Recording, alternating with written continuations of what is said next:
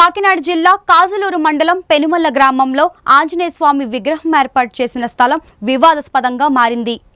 గ్రామస్తులు ఏర్పాటు చేసుకున్న ఆంజనేయ స్వామి విగ్రహం వద్ద గ్రామానికి చెందిన పెమనబోయిన చంద్రశేఖర్ కుమార్ ఈ స్థలం నాదేనంటూ గ్రామస్తుల్ని అనుమతించకుండా ఆంక్షలు విధించడంతో ప్రతిరోజు జరగవలసిన ధూపదీప నైవేద్యాలు స్వామివారికి చేయకపోవడంతో మహా అపచారం అవుతుందని గ్రామ మాజీ ఎంపీటీసీ సలాది సత్యనారాయణ అన్నారు. గ్రామ పంచాయతీ తీర్మానంతో గ్రామస్తులు ఏర్పాటు చేసుకున్న విగ్రహం వద్ద ఎవరూ రాకుండా ఒక వ్యక్తి ఆంక్షలు విధించడం, వెళ్లిన వారిపై పోలీస్ కేసులు బనాయించడం ఎంతవరకు సమంజసమని గ్రామ మహిళలు అన్నారు. పూలన్నీ ఉన్నాయని కోసి దేవుడికి పెట్టొచ్చని వచ్చానండి. అలా మందు చోపు కాడికి వెళ్తాను, ఇలా పోసానండి అంతే. ఇంకా ప్రసాదం అదేం పెట్టలేదండి, కొబ్బరికాయ అదేంటి పువ్వులండి కాళ్ళ మీద వేయచ్చు అని తెచ్చానండి. తెస్తే పువ్వులు పోయినా తీరలేదు అన్నాడండి అతను.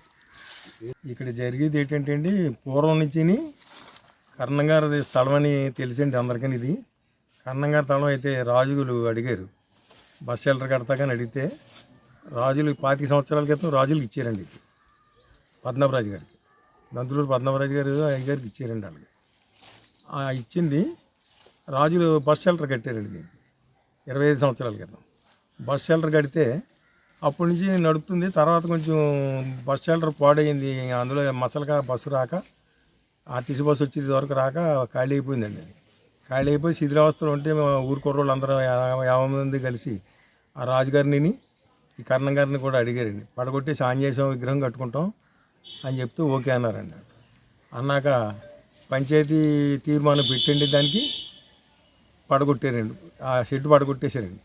పంచాయతీ తీర్మానం పడగొట్టిన కాడి నుంచి తర్వాత ఆ కిల్లి కొట్టి అతను వచ్చి గొడవెట్టి వీళ్ళు ఏదో చేసుకుంటుంటే ఫోటోలు తీర్థం పెట్టాడండి. అబ్బాయి రమ్మని పోయిన వాళ్ళు అబ్బాయి ఫోటోలు తీర్థం పడుతుంటే అది వాళ్ళ కొంచెం ఏదో గలసన పడ్డారనుకోండి.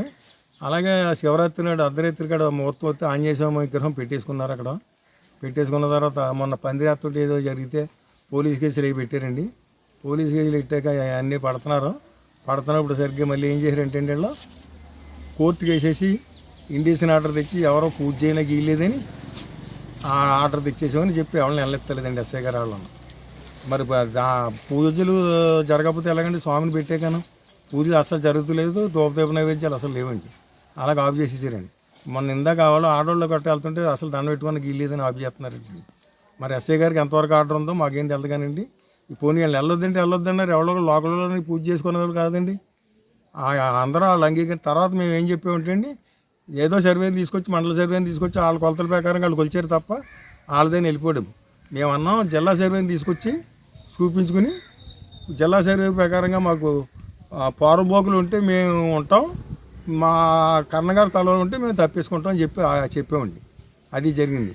చెప్పాక మళ్ళీ ఇండియన్ ఆర్డర్ తీసేసి ఇక్కడికి వచ్చేసి విగ్రహానికి పూజలు జరగకూడదు ఉంటారంటే ఎలాగండి. ఏదో పిల్లలందరూ కలిపి బొమ్మను ఎట్టుకోవచ్చు అని పెట్టుకున్నారు. దేవుడు దండం పెట్టుకుంటా వస్తానంటే పెట్టుకునలేదండి సార్.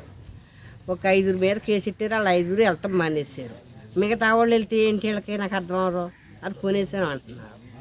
మరి అది ఏంటో చాలా పెద్ద కన్నం గారు మరి ఎన్నో దానాలు చేసేసారంటున్నారు. ఇక్కడ బొమ్మ పెట్టుకుంటే వద్దంటున్నారంట, మరి అమ్మేశారంట. మరి పెట్టుకోమనండి, మొన్న రాజుగారి దగ్గరికి వెళ్తే పడగొట్టినాడు పెడగొట్టుకోమన్నారమ్మా, వాళ్ళు కూడా పెట్టుకోండి బొమ్మ అన్నారు. మరి పెట్టుకోమన్నా మరి ఆ మాట నువ్వే అడుగుమంగా అన్నారు. అప్పటి నుంచి రావట్లేదండి. శ్రీనిబాబు గారు కానీ సోమేశ్వరరావు గారు కానీ వచ్చి అడుగుదారు అనుకుంటున్నాను నేను.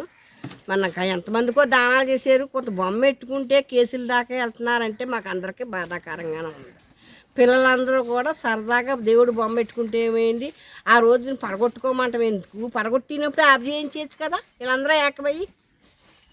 ఇప్పుడు పడగొట్టినప్పుడు పడగొట్టకండి ఈ బస్ స్టాండు, మీరు బొమ్మ పెట్టినాక వీలు లేదు అని ఒక్క మాట అన్నారనుకో ఈ తెలంగాణ వాళ్ళు, అప్పుడు ఆ రోజే మానేద్దరు. ఇప్పుడు మయంగా రాసిచ్చేత్తమేంటి, ఎవరికోని సంతానం వీళ్ళకుని ఏడాది లోపల అయిపోయిందా రాసేస్తాము. ఏదో ఒక ఏ కాగితాలు వెళ్తాను అవసరం.